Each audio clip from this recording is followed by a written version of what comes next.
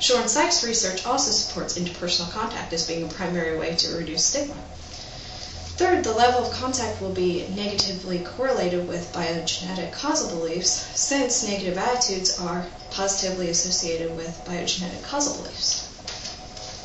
Fourth, the number of psychology courses taken, which are more focused on the study of mental illness in general, will also be correlated with negative attitudes held. Psychology courses focus on and come into contact with mental illness. This education may be beneficial and associated with more positive outlooks on mental illness.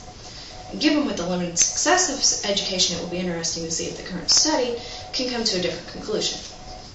Finally, there will be a positive correlation between the level of contact and education level.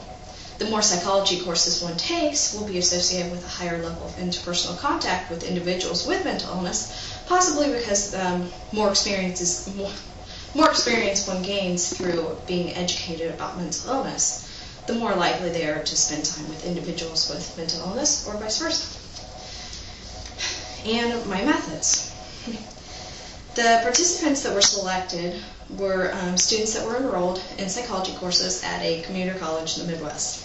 The participants were volunteers selected based on their enrollment in upper-level psychology courses, junior level and above, or an introductory psychology course. Courses were selected to include a variety of levels of education in psychology. And the materials, I handed out Appendix A, which contains the survey that I used. So this survey was administered to the students. This survey was used to evaluate attitudes toward mental health, and Section A consists of statements about causal beliefs and predictive response items.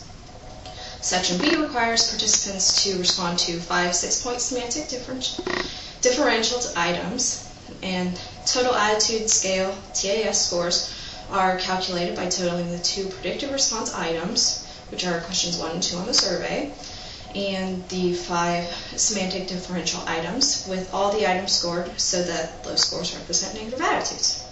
And Section A and Section B were taken from Reed and Hurray's research study that I mentioned earlier. Section C contained general demographic questions of asking about student status, age, gender, and the number of people with no mental illness. This section also contains questions about asking about psychology courses completed and currently enrolled in. My procedures: I came at a scheduled time to the psychology classes, which was either at the beginning or the end of the class period. I asked these students the students were invited to participate. I explained what the study was and gave an oral overview of the types of questions that will be asked on the survey. The participants were asked to sign a consent form if they wanted to, which also included information about the study and before the surveys were handed out. I briefly gave the participants, oral instructions on how to complete the survey. The study has received IRB approval, and you can see Appendix B for the informed consent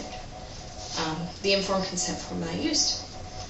And my results. There were overall neutral statistics for the total attitude score, which was a 3.037 for the mean, which this resulted in the participants holding more neutral attitudes than negative attitudes toward mental illness.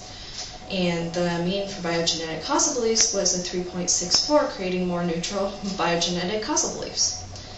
However, the mean for psychosocial causal beliefs was 2.93, creating more agreement that a person's psychosocial environment is believed to cause mental illness. And for a full list of these descriptive stats, you can see Table 1, which is in Appendix C, that I handed out. And there was a positive correlation of 0.77 between the total attitude score and biogenetic causal beliefs. However, the total attitude score contained a similar amount of positive attitudes and negative attitudes.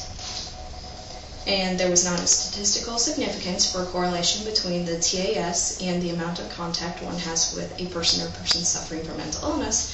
And there was not a statistical significance for a correlation between the total attitude score and the amount of contact one has with a person or persons that have been hospitalized for mental illness.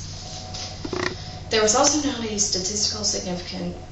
statistically significant correlation between causal beliefs and the amount of contact one has with persons who are being treated or hospitalized for mental illness.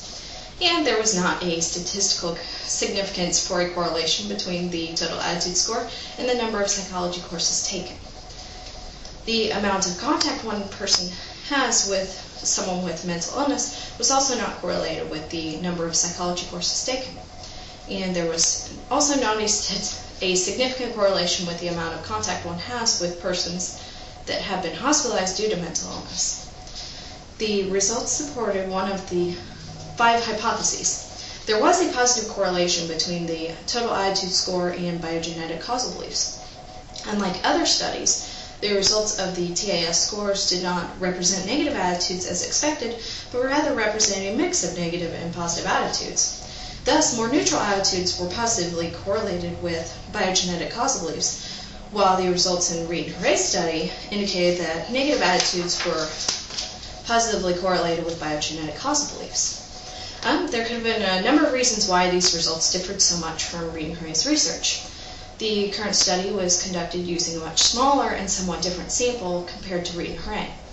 Reed and Horay's sample consisted of 469 participants, whereas the current study only consisted of 120 participants. Both samples consisted of college students. However, the current study used not only introductory psychology students, but upper-level psychology students as well, in order to determine if the number of psychology classes a participant had taken was negatively correlated with the negative attitudes held. The current study also took place in the Midwestern United States, while Reed and Horay's research was conducted in New Zealand. Perhaps the boundaries of culture played some sort of significant role in making these results so different.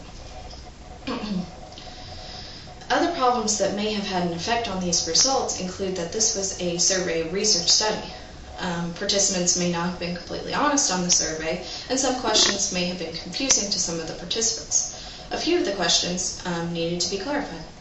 For example, questions 18 and 19 asked participants about the number of people they knew that were being treated for a mental illness or that had been psychiatric patients, did not specify how personal the participants were with these people. A few of the participants added on their survey that they had worked in mental health facilities and hospitals and knew many of the mental illnesses, or knew many of the people with mental illnesses. In light of the current researchers' findings, the results of this study were inconclusive in providing any correlation between contact level and college education, contact level and causal beliefs, contact level and attitudes and college education. The one strong statistically significant result of a positive correlation between positive attitudes and biogenetic causal beliefs arose more questions as to why it differed so greatly from other research. In conclusion, further research needs to be conducted to examine how all of these factors, contact level, attitudes, college education, and causal beliefs, play a role in reducing the stigma of mental illness, because if we cannot discover how these factors relate to one another, then perhaps this will one day lead to a reduction in stigmatizing views. Thank you. And I will take your questions now.